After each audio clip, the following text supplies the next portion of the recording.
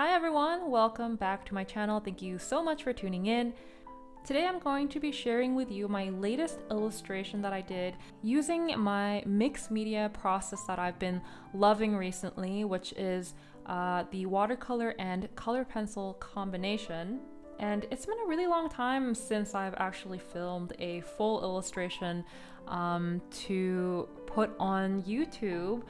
Because for many months this year, I've just been trying to make art without the pressure of filming any of the process for YouTube. But I guess I've been feeling kind of ready to get back onto YouTube, and so this I decided was going to be that first illustration that I film for you guys.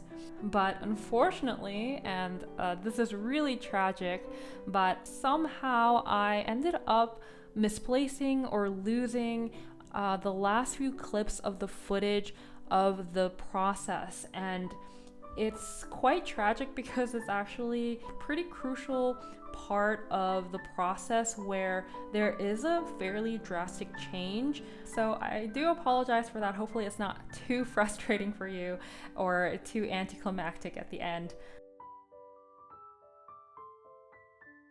So for this illustration, I didn't have a ton of planning going into it. All I had was a sketch that I based it off of, and that's about it. Usually I would do a color comp before I start any kind of big illustration like this, but I've been trying to play around with being a little bit less planned out and a little bit more spontaneous and seeing how that goes, because I find that when I try to plan every aspect of the illustration out, I tend to kind of procrastinate a lot in between, because I guess my perfectionism comes out and I get a little bit obsessive about trying to know what I want to do with every aspect of the painting. But all I knew I wanted was for her to have pink hair, this like light cotton candy pink hair,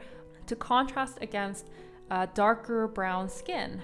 That's really all that I had in mind going into it. And so I just kind of built the colors around that idea.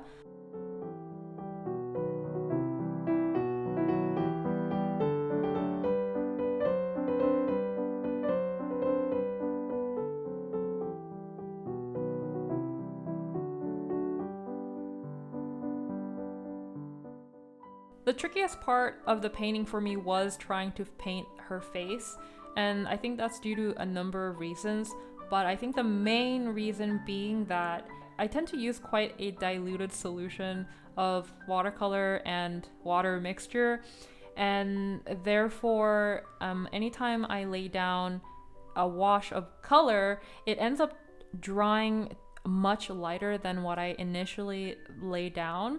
I just have a process where I use a ton of layers because I'm just not brave enough to go in with a very opaque wash of watercolor.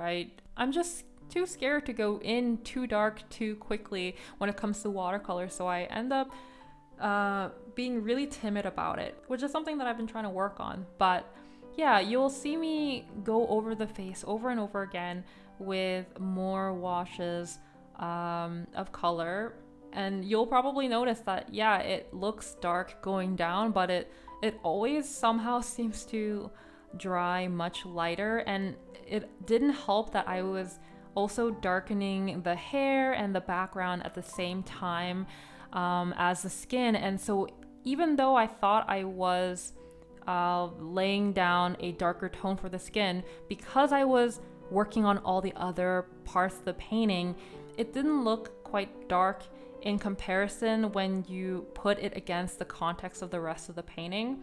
So I finally got to a point where I felt I had established the local color and value of the skin that I wanted.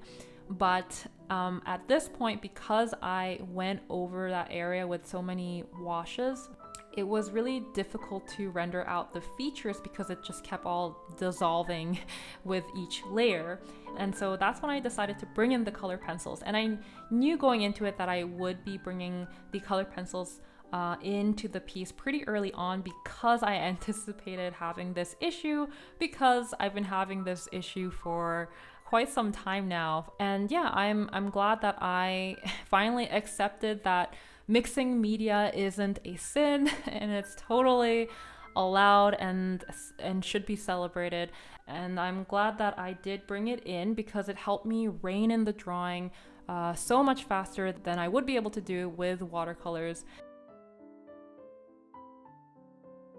I try to keep the hair as kind of loose and fuzzy as possible. I really like the contrast between the softness of the hair and the more rendered parts of the face. I've been really trying to incorporate areas like that where there is that textural kind of contrast.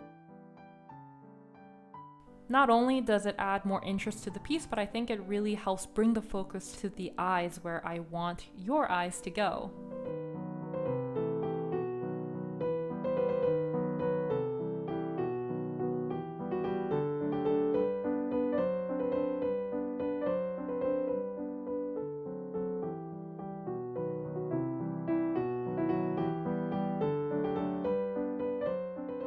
The butterflies were kind of an afterthought. I threw them in just before I started the painting, and I'm really glad that I did. I think I do need to incorporate at least one other element other than the character, because it just gives them a little bit more to play with, a little bit more interaction with the environment and the composition.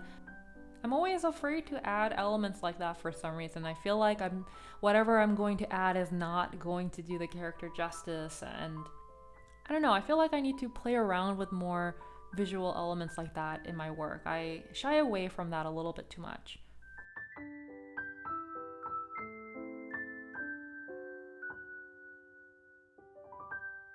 Lately with watercolors, I've been really enjoying making more of those abstract watercolory marks earlier on in the process than later, because I find that it helps to establish the kind of look that I'm going for, and I like how the splatters interact with the painting, and I feel like if I establish it earlier on, then I don't know, I feel like building the painting around it feels more cohesive that way than coming to the end of the painting and splashing some paint around, hoping that it fits in with the piece. I really like how the splatter looks when some parts of the paper are wet and part of the splatter disperses in the water, and it looks a lot fuzzier in comparison to the part of the splatter that didn't go on wet paper. I really like the contrast between the two textures.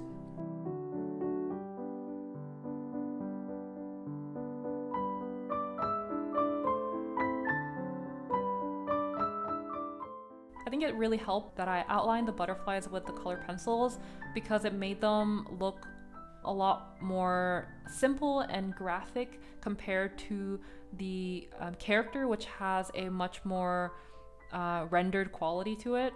I also outlined parts of the figure with the color pencils because I didn't want to heavily render every area out, and I definitely have the tendency to want to do that. I'm trying to embrace incorporating lines more into my work, especially because lines help make the certain area look more finished a lot quicker, and it also lends a nice just kind of break from the heavily rendered areas. As well, I just think it's a nice design element, incorporating those two different levels of finish together.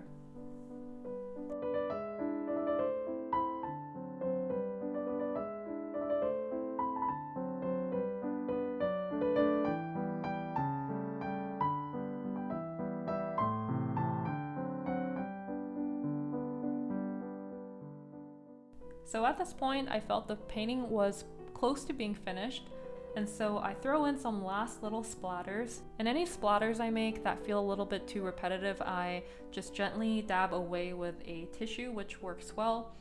When I make these new splatters of paint, it has a very layered look to it because the earlier splatters have now kind of dispersed a little bit. They're less defined, and so that's something that I've been really enjoying playing around with, varying the textural quality of these elements by slowly building up those layers as I progress in the piece.